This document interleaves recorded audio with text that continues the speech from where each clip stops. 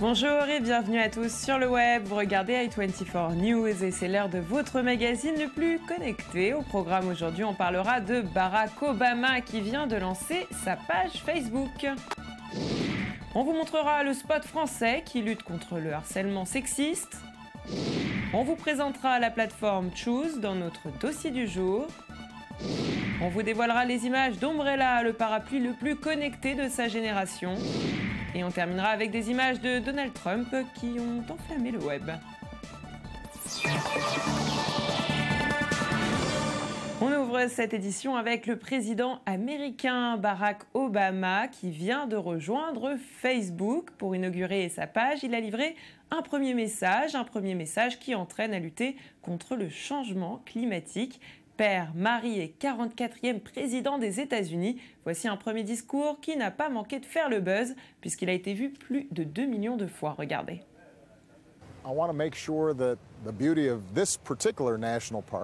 Je veux être sûr que la beauté de ce parc national et de tous les parcs nationaux du pays et que notre planète seront là pour Malia, Sacha, leurs enfants, leurs petits-enfants et pour toutes les générations à suivre.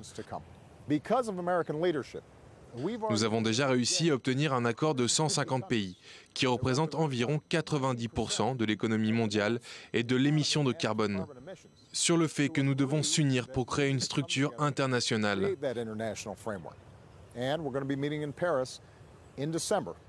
Et nous nous réunirons à Paris en décembre pour essayer de négocier un arrangement. Parce que je veux que les futurs présidents soient capables de suivre ce chemin. Mais je veux aussi que les Américains puissent profiter de nos incroyables parcs nationaux, de la nature, des montagnes, des océans, qui sont les plus beaux cadeaux que nous ayons reçus. Obama, qui, il faut le préciser, a réussi à réunir plus de 610 000 abonnés. Et au même moment, la justice belge a ordonné à Facebook d'arrêter sous 48 heures de tracer les internautes qui ne sont pas membres du réseau social américain. Une décision qui a été prise par le juge des référés du tribunal de première instance de Bruxelles suite à une plainte déposée par la Commission de la protection de la vie privée, le CPVP, et qui s'applique uniquement aux internautes non inscrits sur la plateforme. Dans un communiqué, le juge a précisé que si Facebook ignorait cet ordre, il devrait s'acquitter d'une astreinte de 250 000 € par 24 heures en faveur, bien évidemment, de la CPVP. Et on poursuit avec la Chine qui va resserrer son contrôle sur les services de musique en ligne. Le ministère de la Culture vient d'annoncer qu'à partir du 1er janvier 2016, toutes les entreprises qui proposent ce service devront surveiller leur contenu avant diffusion sous peine de sanctions. Cette nouvelle décision vise à nettoyer Internet et protéger la stabilité du pays. Et derrière un nombre croissant de produits Google, Google a mis au point TensorFlow, un système informatisé d'apprentissage qui est capable non seulement de comprendre une requête, mais aussi d'améliorer sa compréhension. Alors par exemple, grâce à ce système, Google Photos reconnaît les formes de vos clichés ou Google Translate améliore ses traductions en fonction du contexte. La bonne nouvelle est que TensorFlow n'est plus un produit réservé aux géants, mais un outil open source que tout le monde pourra désormais utiliser. Petite présentation. Deploying these production models. They're really powerful at doing various kinds of perceptual and language understanding tasks. These models are able to actually make it so computers can actually see and are actually able to understand what is in an image when you're looking at it, what is in a short video clip. And that enables all kinds of powerful product features. Machine learning is the secret sauce for the products of tomorrow. It no longer makes sense to have separate tools for researchers of machine learning and people who are developing real products. There should really be one set of tools that researchers can use to try out their crazy ideas. Et c'est avec une vidéo de 20 secondes qui a été présentée lundi que le gouvernement français lutte contre le harcèlement sexiste et les violences sexuelles dans les transports. Je vous propose tout de suite de découvrir ce spot. Mademoiselle, vous êtes charmante. Alors, on fait connaissance? C'est quoi ton numéro? Et ta petite jupe, là, c'est pour moi? T'es bonne, tu sais, tu m'excites. Mais réponds, sale chienne. Stop, ça suffit. Le quotidien des femmes ne doit pas ressembler à ça. Face au harcèlement, n'attendons pas pour réagir.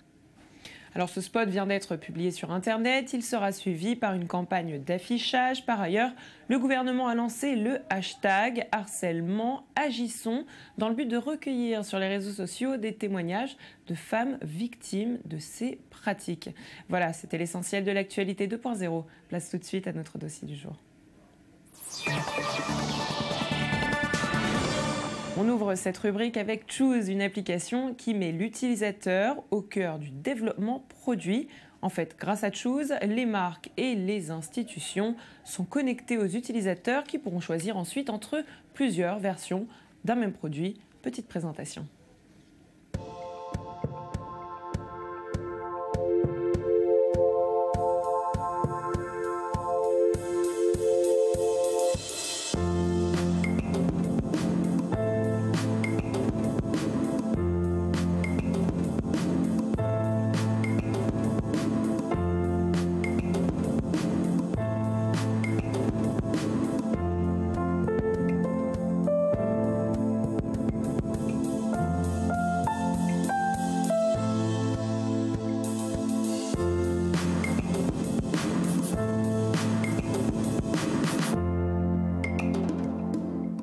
Et avec nous, pour en parler, j'ai le plaisir d'accueillir sur ce plateau Timothée Richard ainsi que Vincent Dupuis. Bonjour.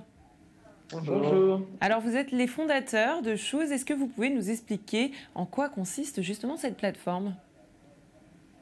En fait, l'idée initialement, c'était de créer une plateforme très simple pour que les utilisateurs puissent donner leur avis.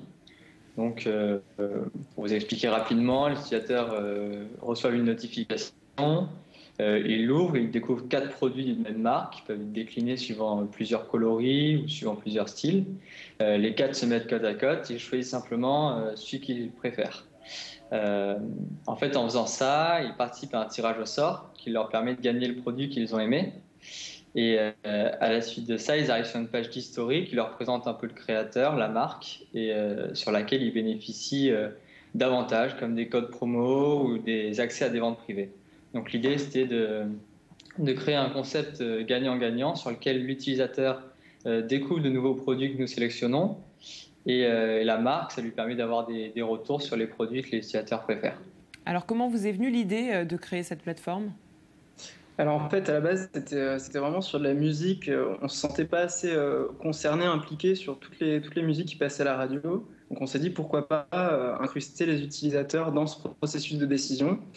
Et en fait, très rapidement, on s'est dit que ça pouvait aussi marcher sur tout ce qui était visuel. Et donc, on est parti sur des domaines un peu plus larges. On s'adresse maintenant sur beaucoup de mode, de lifestyle, mais aussi pas mal d'art. On essaie de regrouper des artistes qui n'ont pas forcément les moyens d'avoir une communication ou un marketing associé.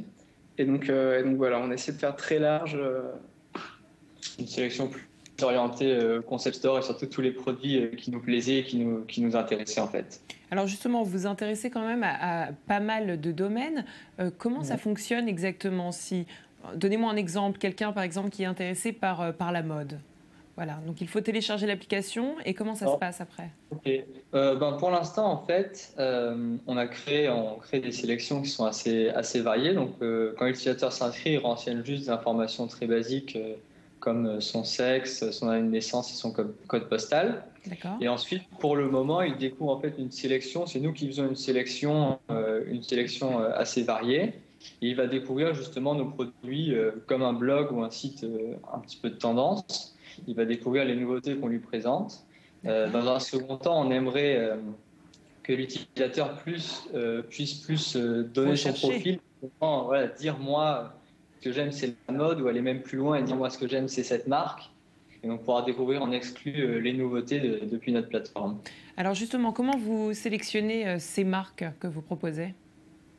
Alors en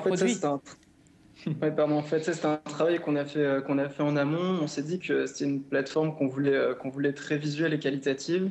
Donc on est allé contacter des marques dans ces domaines assez larges, mais qui nous plaisaient. C'était un peu la méthode principale pour aller. Pas vraiment de critères, c'est plutôt nous un peu au feeling qu'on est allé chercher des marques qui nous intéressaient et qui suscitaient de l'intérêt. Et aujourd'hui, qui sont vos utilisateurs ? On a un panel assez large d'utilisateurs. La plus grosse tranche actuellement, c'est plus entre 21 et 25 ans. Je dirais que ça représente à peu près 35% de nos utilisateurs. Et sinon, le reste, c'est relativement équiréparti. On a un peu toutes les tranches d'âge pour le moment. Il n'y a pas vraiment d'autres tranches qui se dégagent. Et finalement, en s'inscrivant sur votre plateforme, quoi qu'il arrive, on repart avec un bon plan ou un cadeau ou... Faut être quand même chanceux. Exactement. L'idée, c'est quoi qu'il arrive, c'est une plateforme qui soit gagnante. Donc, on voulait quand même à chaque fois qu'il y ait le gros lot, entre guillemets, que la personne puisse gagner le produit qu'elle a aimé. Mais en plus, on essaie de négocier avec tous nos partenaires, d'avoir des avantages qui sont réservés à nos membres. Très bien. Et très rapidement, pour terminer, est-ce que vous avez déjà des projets d'évolution? Vous êtes disponible en France, hein, c'est ça?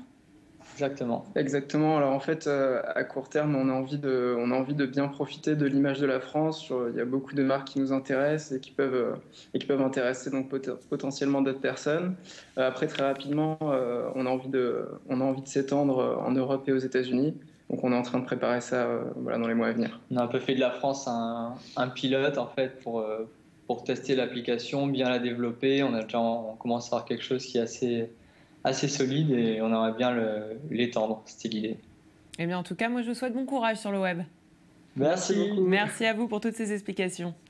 Au revoir. Au revoir. Et on continue, nous, tout de suite avec notre rubrique high-tech.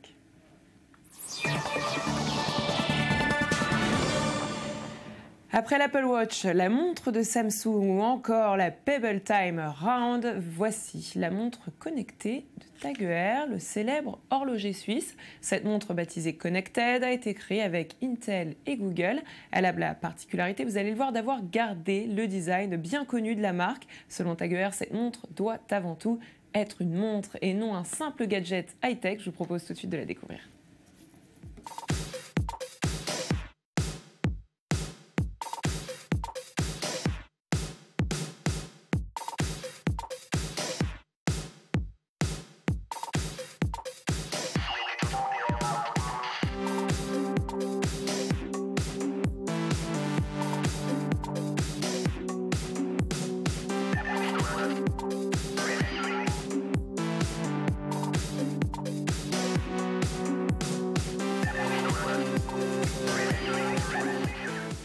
Et oui, je savais que ça allait vous plaire. On n'avait pas l'habitude de ces montres-là. Et on va continuer avec la start-up française Wezo, qui a élaboré non pas une montre connectée, mais plutôt un parapluie qui a complètement intrigué la toile, puisque les vidéos et les photos de ce parapluie sont vivement partagées. Ce parapluie 2.0 récolte des données de météo en temps réel et permet d'affiner prévision. Baptisé Umbrella, eh bien, ce gadget connecté sera capable de donner, je vous l'ai dit, en temps réel, la météo, mais surtout partout dans le monde. Clément Guillot, son co-créateur, a expliqué lors du Web Summit de Dublin qu'il voulait rendre cet objet bien plus utile. La start-up avait déjà levé 500 000 € en 2014. Aujourd'hui, elle espère accélérer la vente de ses produits en lançant une campagne sur Kickstarter.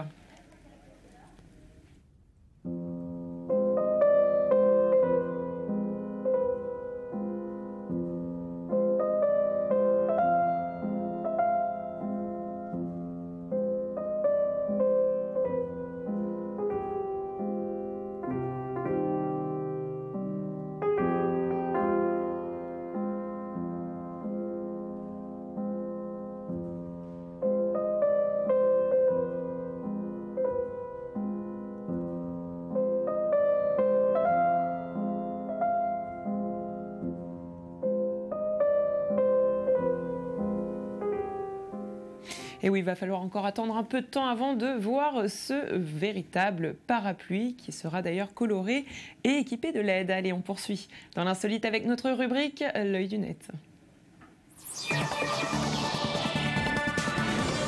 Donald Trump, le prétendant à l'investiture républicaine, a encore une fois été la cible des internautes. Plusieurs détournements ont été publiés sur Internet, mais celui-ci en particulier a attiré notre attention. Quand l'homme politique danse et chante, eh bien voilà ce que ça donne. Is this a comic book version of a presidential campaign? It's not a comic book, and it's not a very nicely asked question the way you say that.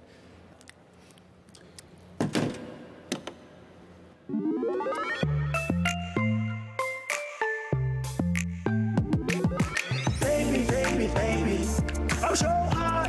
Why do we have to have an election? Stupid, stupid losers got us headed in the wrong direction.